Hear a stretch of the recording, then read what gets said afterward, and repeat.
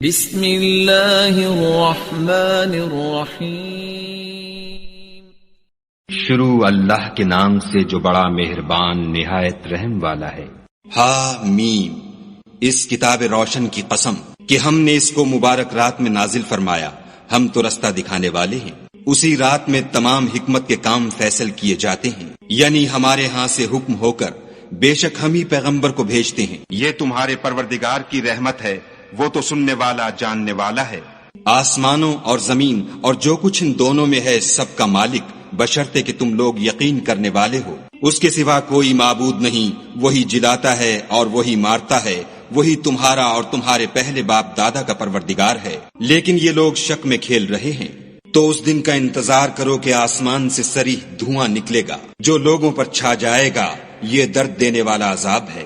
اے پروردگار، ہم سے اس عذاب کو دور کر، ہم ایمان لاتے ہیں۔ اس وقت ان کو نصیحت کہاں مفید ہوگی جبکہ ان کے پاس پیغمبر آ چکے جو کھول کھول کر بیان کر دیتے تھے۔ پھر انہوں نے ان سے منہ پھیر لیا اور کہنے لگے یہ تو پڑھایا ہوا اور دیوانہ ہے۔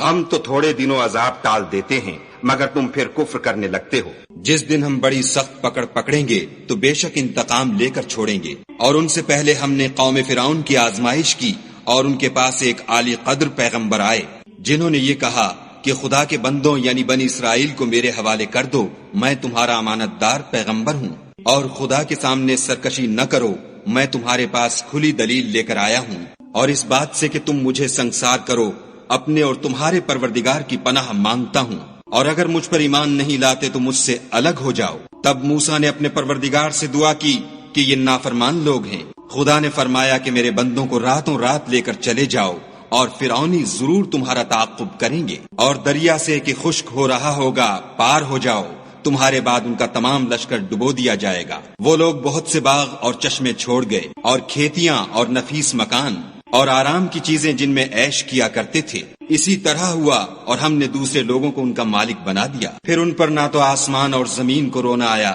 اور نہ ان کو مہلت ہی دی گئی، اور ہم نے بنی اسرائیل کو ذلت کے عذاب سے نجات دی، یعنی فرعون سے، بے شک وہ سرکش اور حد سے نکلا ہوا تھا۔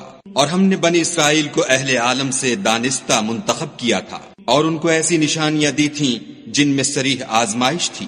یہ لوگ یہ کہتے ہیں کہ ہمیں صرف پہلی دفعہ یعنی ایک بار مرنا ہے اور پھر اٹھنا نہیں، بس اگر تم سچے ہو تو ہمارے باپ دادا کو زندہ کر لاؤ، بھلا یہ اچھے ہیں یا تبا کی قوم؟ اور وہ لوگ جو تم سے پہلے ہو چکے ہیں ہم نے ان سب کو ہلاک کر دیا، بے شک وہ گناہگار تھے۔ اور ہم نے آسمانوں اور زمین کو اور جو کچھ ان میں ہے ان کو کھیلتے ہوئے نہیں بنایا، ان کو ہم نے تدبیر سے پیدا کیا ہے، لیکن اکثر لوگ نہیں جانتے۔ کچھ شک نہیں کہ فیصلے کا دن ان سب کے اٹھنے کا وقت ہے، جس دن کوئی دوست کسی دوست کے کچھ کام نہ آئے گا اور نہ ان کو مدد ملے گی، مگر جس پر خدا مہربانی کرے وہ تو غالب اور مہربان ہے۔ بلا شبہ تھوہر کا درخت گناہگار کا کھانا ہے، جیسے پگھلا ہوا تانبا پیٹوں میں اس طرح کھولے گا جس طرح گرم پانی کھولتا ہے۔ حکم دیا جائے گا کہ اس کو پکڑ لو اور کھینچتے ہوئے دوزخ کے بیچوں بیچ لے جاؤ، پھر اس کے سر پر کھولتا ہوا پانی انڈیل دو کہ عذاب پر عذاب ہو، اب مزہ چکھ، تو بڑی عزت والا اور سردار ہے۔ یہ وہی دوزخ ہے جس میں تم لوگ شک کیا کرتے تھے۔ بے شک پرہیزگار لوگ امن کے مقام میں ہوں گے، یعنی باغوں اور چشموں میں، حریر کا باریک اور دبیز لباس پہن کر ایک دوسرے کے سامنے بیٹھے ہوں گے۔ وہاں اس طرح کا حال ہوگا، اور ہم بڑی بڑی آنکھوں والی سفید رنگ کی عورتوں سے ان کے جوڑے لگائیں گے۔ وہاں خاطر جمع سے ہر قسم کے میوے منگائیں گے اور کھائیں گے، اور پہلی دفعہ کے مرنے کے سوا کہ مر چکے تھے موت کا مزہ نہیں چکھیں گے، اور خدا ان کو دوزخ کے عذاب سے بچا لے گا۔ یہ تمہارے پروردگار کا فضل ہے، یہی تو بڑی کامیابی ہے۔ ہم نے اس قرآن کو تمہاری زبان میں آسان کر دیا ہے تاکہ یہ لوگ نصیحت پکڑیں، بس تم بھی انتظار کرو، یہ بھی انتظار کر رہے ہیں۔